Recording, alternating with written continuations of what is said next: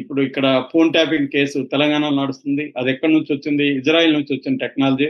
అంతకుముందు మోడీ మీద కూడా విమర్శలు ఉన్నాయి. పెగాసెస్ అనే ఒక సాఫ్ట్వేర్ ని ఇజ్రాయెల్ నుంచి తీసుకొచ్చారని. అట్లాగే ఏబి వెంకటేశ్వరరావు ఇజ్రాయెల్కి వెళ్ళి తీసుకొచ్చాడని జగన్ కేసు పెట్టాడు.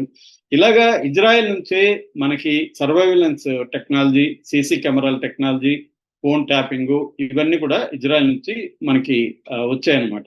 అట్లాగే బైలాటరల్ బిజినెస్ వ్యాపారం అనేది కూడా మనకి ట్రేడ్ అండ్ ఎకనామిక్ రిలేషన్షిప్స్ లో కూడా $8 బిలియన్ బైలాటరల్ ట్రేడ్ ఇండియాకి ఇజ్రాయెల్కి ఉంది. అట్లాగే 1,00,000 మంది ఇండియన్ ఆరిజిన్ ఉన్న జూస్ ఇజ్రాయెల్లో ఉన్నారు. ఇంకొక 32,000 మంది ఇండియన్స్ అక్కడ కూలీలుగా లేకపోతే కేర్ గివర్స్ గా పనిచేస్తున్నారు. ఈ సంఖ్య 1,00,000కి వెళ్ళే అవకాశం ఉందన్నమాట. సో ఇజ్రాయెల్కి మనకి గత కొంతకాలంగా పెరుగుతూ వచ్చింది. మరోవైపు ఇరాన్కి మనకి తగ్గుతా వస్తున్నాయి. ఎందుకంటే ఇరాన్ మీద ఆంక్షలు పెట్టేసరికి ఎక్కువగా మనం ఒకప్పుడు 40% ఆయిల్ని ఇరాన్ నుంచి మనం ఇంపోర్ట్ చేసుకున్న వాళ్ళం. తక్కువకు వస్తుంది. రెండోది డాలర్లు అవసరం లేకుండా రూపాయల ద్వారానే వ్యాపారం చేసుకోవచ్చు అనమాట. అందుకని చాలా బెటర్గా ఉండింది మనకి ఇరాన్ నుంచి ఆయిల్ తెచ్చుకోవడం. కానీ ఎప్పుడైతే ఆంక్షలు వచ్చాయో మోడీ దానికి భయపడి ఆంక్షలు పెట్టారు కాబట్టి పక్కకు వచ్చేసి రష్యా మీద ఆంక్షలు పెట్టినప్పటికీ రష్యా నుంచి ఆయిల్ తెచ్చుకోవడం మొదలు పెట్టారు. సో ఒకప్పుడు ఇరాన్కి మనకి $17 బిలియన్ బైలేటర్ వాణిజ్యం ఉంటే ఇవాళ అది $2 బిలియన్ పడిపోయింది. మనం ఇరాన్లో ఒక పోర్టుని చాబహార్ పోర్టుని డెవలప్ చేస్తామని కూడా ఒప్పందం చేసుకున్నాం, కానీ అది పెద్దగా పట్టించుకోవట్లేదు. మరోవైపు ఇజ్రాయెల్లో అదానీ పెట్టుబడులు కూడా ఇప్పుడు హైఫా మీద ఎక్కువ దాడి చేస్తుంది ఇరాన్. హైఫాలో ఒక పోర్ట్ ఉంది, కమర్షియల్ పోర్టు. ఆ పోర్టులో $4 బిలియన్ ఇన్వెస్ట్ చేశాడు అదానీ.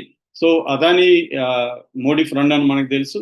సో ఇటు ప్రైవేట్గా కావచ్చు, గవర్నమెంట్ పరంగా కావచ్చు, ఇజ్రాయెల్తో మన సంబంధాలు పెరుగుతూ వచ్చాయి. పాకిస్తాన్కి మనకి యుద్ధం వచ్చినప్పుడు కూడా మనల్ని సపోర్ట్ చేసిన ఏకైక దేశం ఇజ్రాయెల్.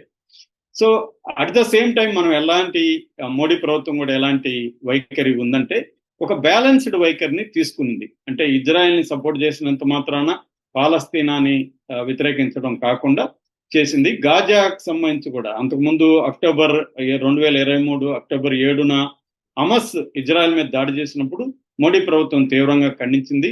హమస్ని తీవ్రవాదులు, ఉగ్రవాదులు అనే టెర్రరిస్టులు అని చెప్పింది.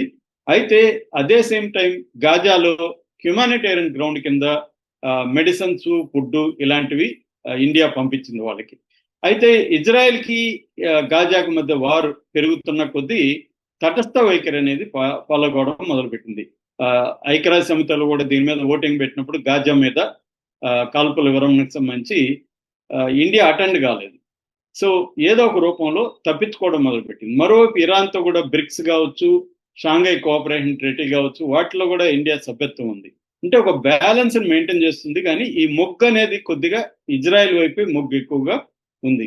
ఇప్పుడు కూడా ఇజ్రాయెల్ ఇరాన్ వార్లో నిజానికి ఇజ్రాయెల్ ఇరాన్ మీద అటాక్ చేస్తే ఖండించి ఉండాలి. మన దేశం ఖండించలేదు, సైలెంట్గా ఉంది, ఖండించలేదు, సపోర్ట్ చేయలేదు. కానీ ఇప్పుడు ఒక వార్త వస్తుంది 2 రోజులు 3 రోజుల నుంచి. అదేంటంటే ఇండియా ఇండైరెక్ట్ గా ఇజ్రాయెల్కి సహకారం అందిస్తుంది. ముఖ్యంగా బరక్ 2 అనే ఒక డిఫెన్స్ సిస్టాన్ని, బరక్ మేజన్ అంటారు దాన్ని, బరక్ మేజన్ మిసైల్ డిఫెన్స్ సిస్టమ్ అది.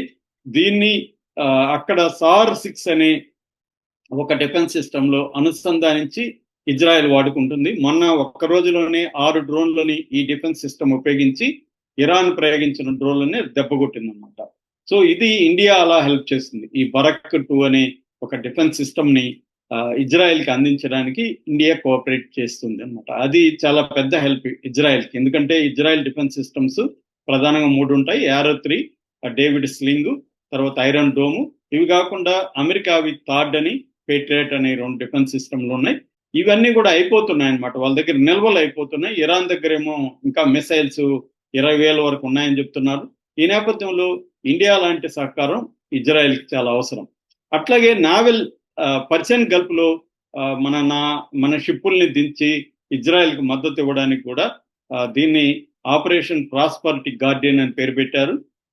ఈ రకంగా కూడా మోడీ ఇజ్రాయెల్కి సహాయం చేస్తున్నాడు. ఆ రకంగా ఇండైరెక్ట్ గా ఇరాన్ మీద దాడికి మోడీ చేస్తున్నాడు అనేది విమర్శలు వస్తున్నాయి. మరోవైపు ఇరాన్ అయితే మనల్ని ఇప్పటివరకు ఏం నిందించలేదు. ఈవెన్ ఆపరేషన్ సింధు పేరుతో ఇరాన్లో ఉండే వాళ్ళని మనం ఇండియాకి రప్పించుకోవడానికి కూడా ఇరాన్ మన కోసమే ప్రత్యేకంగా స్కైని ఓపెన్ చేసి, అంతవరకు స్కైస్ మూసేసి ఉన్నారు, ఏ ఫ్లైట్స్ అలో చేయట్లేదు. మన కోసం ఆ రూల్ని పక్కన పెట్టి మన ఫ్లైట్స్ ని అలో చేసి మనం తీసుకొచ్చుకున్నాం. అట్లాగే ఇజ్రాయెల్ నుంచి కూడా ఒక 100 మందిని మనం తీసుకొచ్చుకున్నాం అనమాట. సో ఇలాగా ఇజ్రాయెల్ తోనూ ఇరాన్ తోనూ ఒక బ్యాలెన్స్ సంబంధాలు అయితే మెయింటైన్ చేస్తుంది. డైరెక్ట్ గా ఓపెన్ గా మాత్రం ఇజ్రాయెల్ కి సపోర్ట్ చేయట్లేదు, కానీ ఇండైరెక్ట్ గా బరక్ 2 మిసైల్స్ ఇవ్వడం ద్వారా, డిఫెన్స్ మిసైల్స్. రెండవది పర్షియన్ గల్ఫ్ సీలో మన నావల్ని షిప్పుల్ని దించి ఇజ్రాయెల్కి హెల్ప్ చేయడం ద్వారా పరోక్షంగా ఇరాన్ మీద దాడికి హెల్ప్ చేస్తున్న విమర్శలు మోడీ ప్రభుత్వం మీద అయితే ఉన్నాయి. Okay sir, thank you so much.